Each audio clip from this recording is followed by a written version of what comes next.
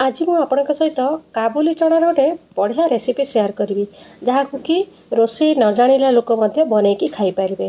बाहर पिला माने रोचंती बैचलर पिला माने से माने मध्य एई रेसिपी गोटे थर देखिकी ही बनई पारिबे किंबा जो माने नुआ नुआ बाहा होइचंती से माने मध्य याकू अति सहजरे बनईबे। चलतु ताहेले बनईबा आज काबुली चना रेसिपी जहाँ कि आप रुटी किंबा गरम भात सहित खाई पारिबे।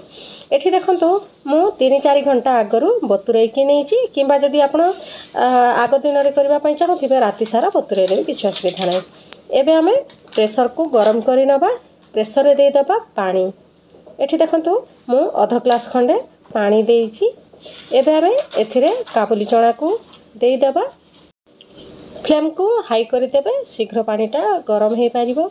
एबे आमे काटिकी रखिथिबा आलू को दे दबा। आलू को पूरा चोपा छड़ेकी ही काटिकी देबे, चोपा रखिबेनी।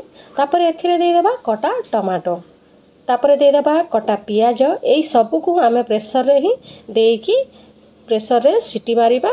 एबे एथिरे आमे दे दबा अदा रसुण पेस्ट गोटे चामच, दे दबा हळदी गुंड, एबे दे दबा जीरा धनिया गुंड गोटे गोटे चामच। एबे एथिरे स्वाद अनुसार दे दबा लंका गुंड कम बेसी करि परिबे आपण माने। तापर एबे दे दबा स्वाद अनुसार लूण। एका सहित ही आमे एथिरे सबुतक को दे दबा। एबे अल्प टिके कसूरी मेथी दे दबा, टेस्टटा बहुत भलो आसी थाए काबुली चना रे। एबे एथिरे लास्ट को दे दबा गरम मसला, जो चिकन मसला आसे ताकू मध्य नै पारिबे आपण। एई सब को मिक्स करि नबा। प्रथमे देखंतु पानीटा मध्य फुटी आसिलाणी। एई सब को मिक्स करि दबा, भलो भाबरे गोळै नबा। सांग माने याकू बनिबा बहुत सहज, बहुत कम समय रे मध्य ये रेडी हो जाई थाए। एबे आहुरी गोटे ग्लास खंडे पानी दे दबा। आपण जेतिकी जूस रखिबा पई चाहूतिबे सेतिकी देबे। एबे हमें फ्लेम को मीडियम रखिकी प्रेशर को लॉक करि नबा। आउ 4टा हुइसिल आसीबा पर्यंत किबा आपण निज केते हुइसिल आसुची निज प्रेशर अनुसार आपण हुइसिल देबे जे पर्यंत कि सिझिबो।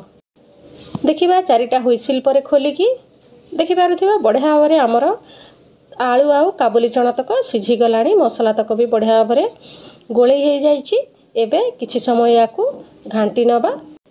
जो कटा आलूटा देइथिले सेटा मिक्स हो पारिबो, ता द्वारा झोलटा आमर बहलिया हबो। एबे आमे पैन रे दे दबा गोटे चामच तेल। बहुत कम तेल रे ही एई रेसिपीटा आपण बनै पारिबे। एबे टिके तेल गरम हो सारले आधा चामच खंडे जीरा दे दबा। याकू छुंक देकी बनैले आहुरी टेस्टटा बहुत भलो आसी थाए। आपण नॉर्मल मध्य सेमती खाई पारिबे। एबे गोटे चामच काश्मीरी लंका गुंड आउ गोटे चामच घर तैयारी गरम मसला दे दबा।